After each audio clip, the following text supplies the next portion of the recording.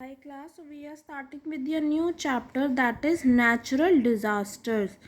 Now natural क्या होता है? जो हमें नेचर से मिला है, खुद से जो हमने नहीं बनाया है, ठीक है.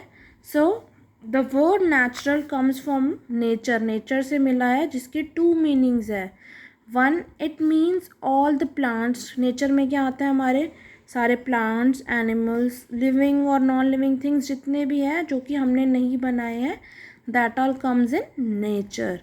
It also means things that happen and are beyond our control. यानी कि कुछ ऐसी चीज़ें, इसका ऐसा ये भी मतलब है कुछ ऐसी चीज़ें जो हमारे कंट्रोल में नहीं है, that are called natural, जो खुद से होती हैं.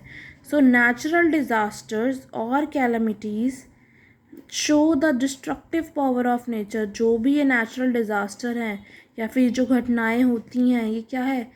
ये नेचर की हमें डिस्ट्रक्टिव पावर दिखाती हैं. कि डिस्ट्रक्टिव पावर मतलब जो चीज़ें ख़राब कर दें.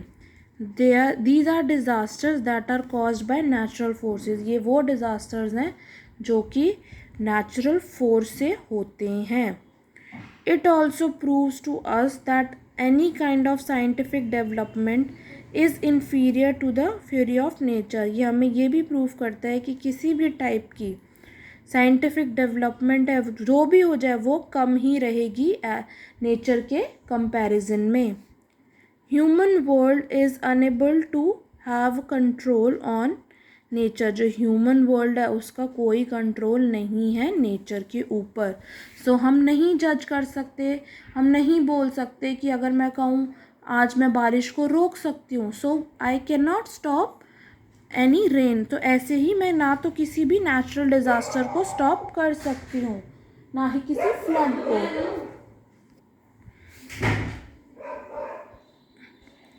सो हम किसी को भी स्टॉप नहीं कर सकते.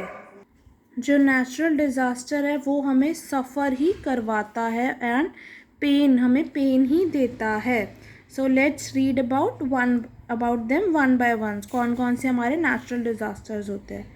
Floods, they are usually caused by heavy rainfall. जो फ्लड्स हैं वो किसकी वजह से होते हैं? बहुत ज़्यादा बारिश आने की वजह से, जिसकी वजह से क्या होती है, जो रिवर है वो ओवरफ्लो हो जाती है. मतलब आसपास के जो एरियाज़ होते हैं रिवर के, वहाँ पर भी पानी, मतलब इतना ज़्यादा रेनफॉल हो जाता है कि पानी भर भर के रिवर में बाहर आने लगता है और ये वाटर कहाँ जाता है? सारे आसपास के एरिया में चला जाता है.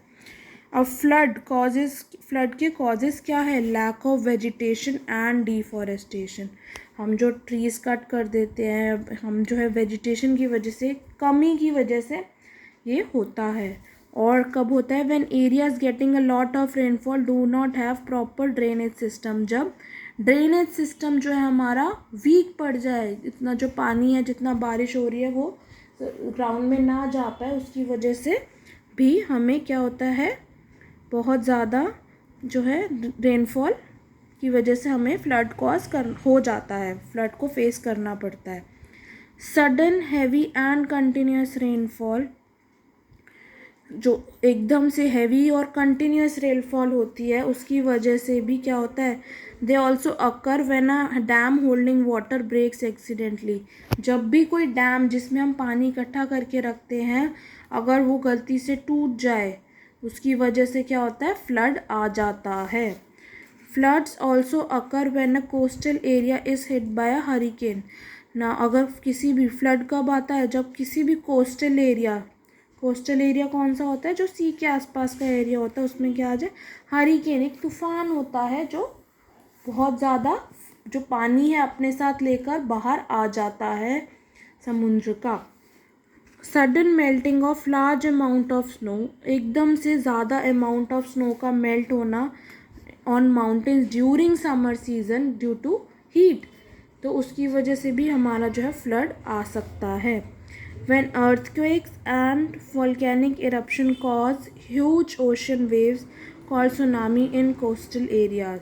जब अर्थक्वेक और वोल्केनिक इरप्शन होती हैं, ठीक है, कॉज ह्यूज ओशन वेव्स, यानी कि बहुत बड़ी बड़ी क्या लहरें जब बाहर आने लगती है, जिसको हम सुनामी भी बोलते हैं, उसकी वजह से भी फ्लड आ सकता है.